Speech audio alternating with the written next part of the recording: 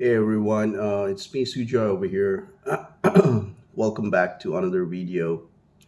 So on this video, I'm going to be talking about the best city to stay in Thailand when it comes to affordability. Now, forgive me, I'm still recovering. I had a bit of bad cold yesterday. I mean, for the past 2 days, I've been sick. I'm not yet 100%.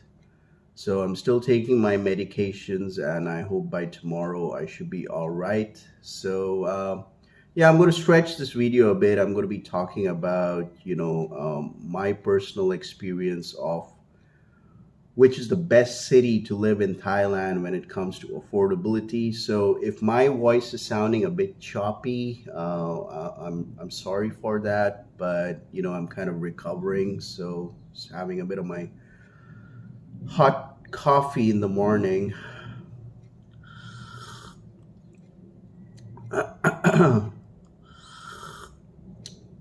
It's because of the change in weather.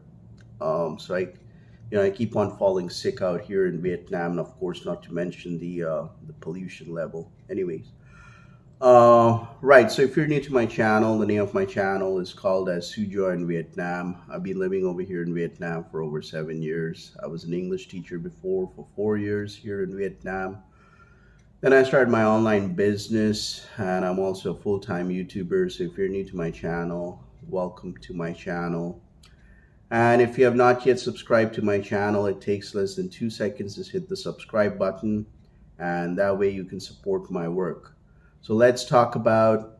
So I've been traveling to Thailand on and off for over 5 years now. I've lived predominantly in Bangkok City, and also I've lived in Pattaya for a month. Um, and of course, if you want my honest answer, of course, I've not been to Chiang Mai, but I've heard that of course, Chiang Mai is a very livable city, and but the only downside of living in Chiang Mai, I've been told, is the pollution level in Chiang Mai is kind of high. So, to be honest with you, this is going to be a kind of a bit shocking answer when it comes to the best city to live in Thailand. When it comes to affordability, if you are like a bit tight on budget, or if you want to have an affordable lifestyle, you want to have that minimalistic lifestyle. So my personal answer would be Pattaya or Pattaya. Uh, I get criticized by a couple of these keyboard warriors, like spell the pronounce the name rightly or whatever. But in this video, I'm going to be pronouncing it as Pattaya. Okay. So yeah. According to me, Pattaya is one of the most affordable cities. But it depends where you will be living, right? As I told you, I've lived in Pattaya for a month. Let's first talk about Bangkok. Okay, I wanted to first talk about Bangkok. Uh, the cost of living in Bangkok is very expensive. All right, I was there. I think 2 months back. I just came back from my Thailand trip. Bangkok is expensive. Predominantly, it will hit you hard when you are going to take accommodation, right? So if you are planning to come to Thailand with the new visa, I don't know if I believe there's going to be the 60-day visa on arrival for many countries. That includes also India. So if you're coming from India, I think Bangkok is going to be an expensive city for you. So what I could see is that like a lot of foreign travelers, when they arrive at Bangkok, when they come to Bangkok International Airport, they straight on hop on to the bus from the airport, which is the Suvarnabhumi Airport, and they go straight to Pattaya. I think it takes around 2 hours to reach Pattaya from Bangkok. So they hop onto the bus, and then they go straight to Pattaya. So honestly speaking, Bangkok is great. Don't get me wrong; it's a very good business district. Like if you are, like if you want to get business done, and if you want to network around in Thailand, Definitely, Bangkok is the place to be. They have they have the finest malls. You can go to Siam Paragon. You can go to Siam Iconic, and of course, not to mention Terminal 21, Central Bangna, and all that. But the thing is, the closer you live downtown in the city, the more expensive it becomes. I've been watching a couple of YouTube videos where like some expat YouTubers, they're actually trying to find out the best affordable accommodation in Bangkok City. But then, of course, you have to move away far from the city center, maybe, like 22 kilometers or 25 plus kilometers from downtown city, because downtown city is like, you have the Nana, Asok, and everything. That's where all the action happens.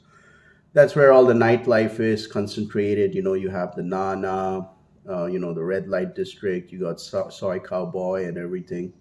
But yeah, I mean, if you are really planning to live in Bangkok, and if you want to stay there for a month or two, or even if you want to stay there for 3 months or whatever, I highly recommend you check out places like far away from the city center. Like especially anything beyond Bangna or Bangwa, anything around those locations or beyond, you're gonna get it cheaper for accommodation. So you can get a studio apartment. Like if you book it with Airbnb, I think you can get it for like 270 or $260 per month.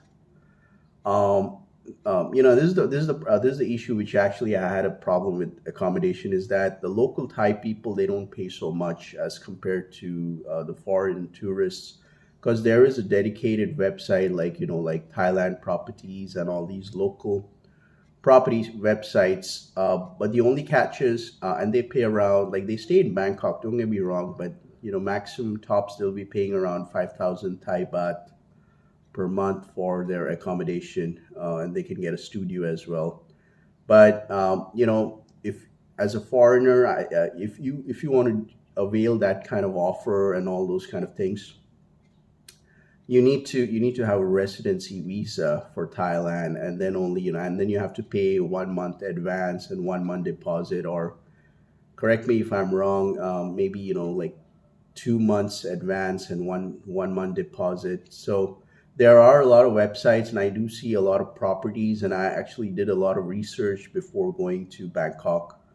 And they were pretty affordable. But the only catch was, and I spent my time sending emails out to all these property agents, but I just got a common answer, is that like you we don't give it out to foreigners unless and until you have a residency card out here, kind of a residency visa out here in Thailand. So it's not very tourist catered, especially those properties. And of course, there are the other options, like you can book it with Agoda. Agoda is not only for hotels, but you can also book for apartments, like for monthly stays. I mean, I do have a Agoda VIP Platinum status. That kind of helps me, but you know, Booking.com is expensive. It's a ripoff. But the only thing which I like about Booking.com is they kind of consolidate the price and they let you know, so there are no hidden fees. For Agoda, the prices are attractive, but when you go to the checkout section, they could include some add-on costs, which could be a bit uh, expensive, right?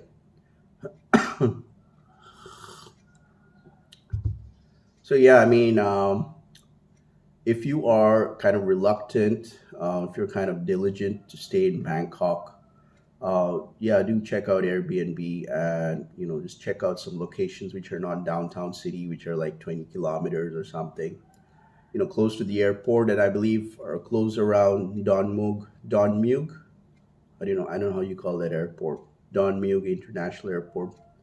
A lot of properties and hotels, like at a very nominal price, so you can check those out if you're planning to stay kind of long term.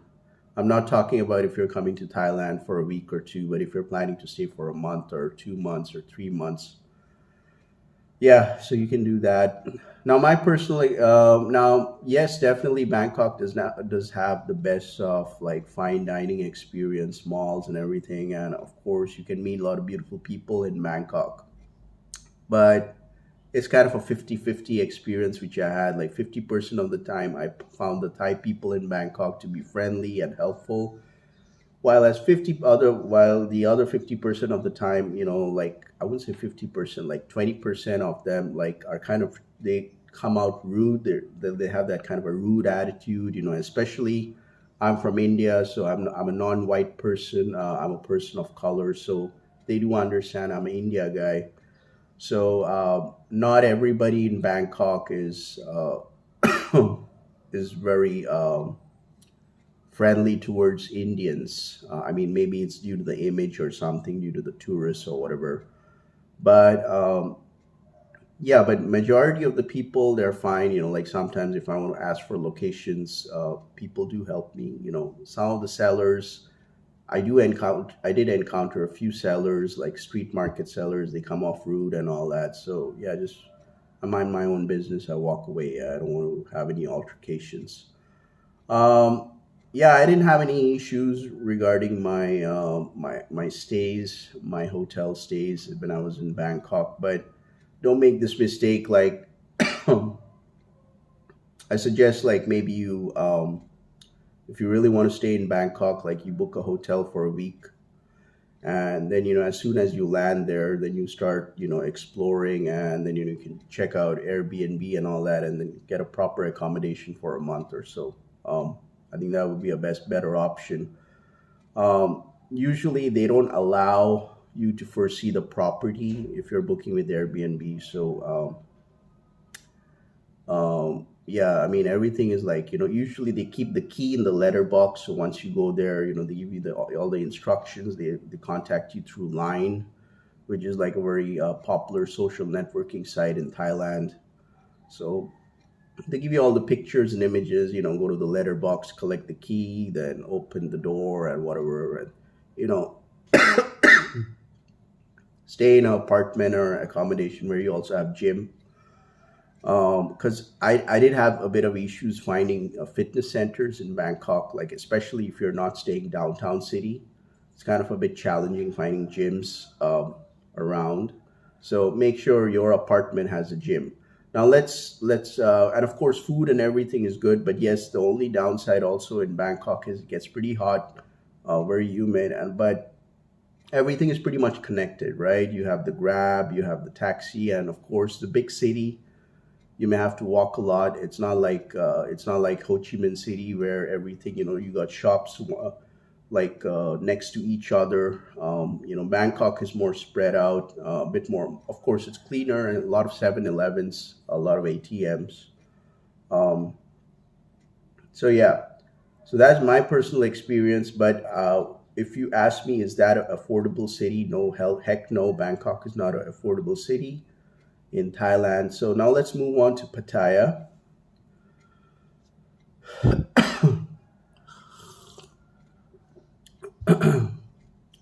Yeah, Pattaya. My personal experience, like I've been to Pattaya two times. Right, the first time when I went, I just stayed for 2 nights, and I was bang on in the heart of the tourist location where you had a lot of red lights. I was staying in a hotel which is like surrounded by a lot of brothels and also a few ladyboy brothels and everything. And of course, the moment I would get out, like all these girls, Thai girls, they were like, "Sir, massage," and all that shit. So yeah, I mean, if you're coming for like a short term party and everything, of course, yeah, come to Pattaya, hang around, that location, like um, I forgot what the location was. It's not Jomtien, but yeah, I mean, especially you have a lot of expat bars and everything. Stay for 2 days, and of course, Pattaya can get very expensive if you're staying in those spots, because like most of the time, I do see a lot of expats. Like they're all the time in the going to the ATM machine, taking out money, while the chick is next to him, and she's looking like, does he have the money and all that. So it depends where where you're staying in Pattaya. But my second trip to Pattaya, I was there for a month. um I stayed in Jomtien, around Jomtien location. So pretty messed up, bro. I hate catching cold in Vietnam. So yeah, I mean, if you're going to stay in Pattaya, honestly speaking, if you book it with Airbnb, it's pretty affordable. I got my laptop over here. Like, if you're on a budget and if you're going to be staying there um, for a month or 2 months or whatever, you can check out Airbnb. Prices, like, going to be ranging around $250 to $300. You can stay in a nice studio apartment with a nice swimming pool. Then you got gym and everything. So try to avoid staying, where you have all the red light districts and everything. And yeah, I mean, I definitely, Pattaya is a bit underdeveloped compared to Bangkok, but they have they have some of the nicest malls. If you go to Terminal 21 in Pattaya, or if you go to Central Pattaya Mall, these are very, very good malls, right? And of course, they also have very beautiful women. Okay,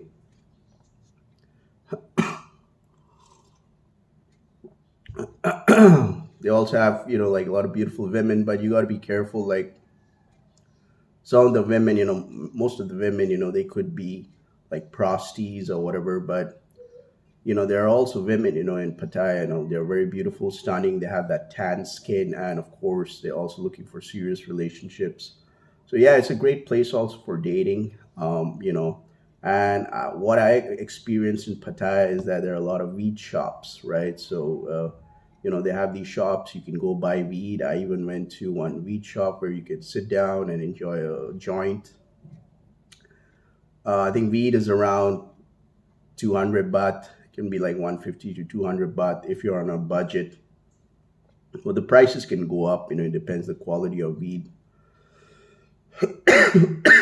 I remember I used to stay in the Jomtien Hotel in Pattaya, and like, I stayed there like for 2 weeks, and every evening, every night, I would go to the balcony and smoke some joint or something good.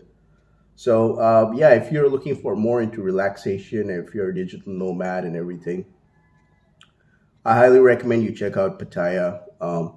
Definitely, it's a very affordable city. It's not polluted. I wouldn't say Pattaya is polluted, but yes, it does get hot.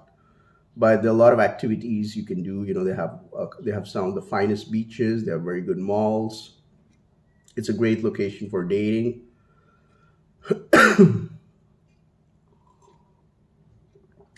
Great place, if you want to date around. And yeah, so yeah, I mean, if you're coming to Thailand, the way I recommend would be stay in Bangkok for 2 days, take a van or take a bus and go to Pattaya, and book up an Airbnb, and that way you can stay longer in Thailand. And if you're on a budget, so it's not going to be eating up your expenses, because Bangkok is expensive. It eats up a lot of your expense. So yeah, I mean, I think Pattaya would be a better option for sure. Yeah, I would love to go to Chiang Mai, but the only thing is, I saw a lot of YouTube videos about Chiang Mai, but I didn't like the vibe. It's like more into a cultural city, and of course, don't get me wrong, people are very nice in Chiang Mai, I've been told. But I may go for a visit, but I don't think that's a place for me to stay long term in Thailand. So definitely, for long term livability and for affordability, I would recommend checking out Pattaya. So yes, you will find, like, couple of people, locals over there. Sometimes they're rude. This is my personal experience, but overall, I think people are nice. Like, you can go to the beach and you can just sit down, relax, have a coconut, Just pay 100 baht, sit down, relax. And there's so many massage parlors and everything. I mean, but of course, in terms of long-term livability in Thailand, Pattaya is a great option. Swimming, if you're staying in a nice apartment, even if you stay in Lumpini apartments, I think Lumpini is a very famous brand in Thailand. You can get a studio apartment over there, like for like $270 or something, and if you book it with Airbnb or whatever. So you can have a very good digital nomad lifestyle. I would say Pattaya is a good location, a good place, a good city if you're also a digital nomad. Don't get me wrong, Bangkok is also a great city for digital nomads, but I as a digital nomad, I prefer a bit calmer, staying close to the beach and everything. So I think Pattaya would be a better option. So pretty messed up, yeah. So sorry about my cough. If you so let me know your thoughts in the comments below, right? Are you in Pattaya, or what has been your experience so far living in Pattaya? Are you finding Pattaya to be expensive? Are there any drawbacks? I mean, or have you hit? I mean, are you really loving the city, or how has been your experience in Bangkok so far? Or if you're in Chiang Mai, let me know your experience. I mean, I would love to know. I would love to know from you, because the more I learn from you, the better I can take decisions, when I go for my future Thailand trips, right? So I'm going to cut the video short. If you like watching this video, apart from me coughing around and recovering from my cold, make sure to like my video. If you found this video to be informative, you can always buy me a coffee. The link is down in the description below. And if you're traveling around in Southeast Asia and you want to start a successful online business, you can check out the link down in the description below. I try to stick with making long form content so that I can speak my mind. I don't want to fixate myself for a 10-minute video, because I don't want to be in a rush when I talk. I like to keep my content very authentic, very realistic, and my channel is straight up no BS. So yeah, thank you for watching, and have a great day, and I'm wishing myself a speedy recovery. Peace out.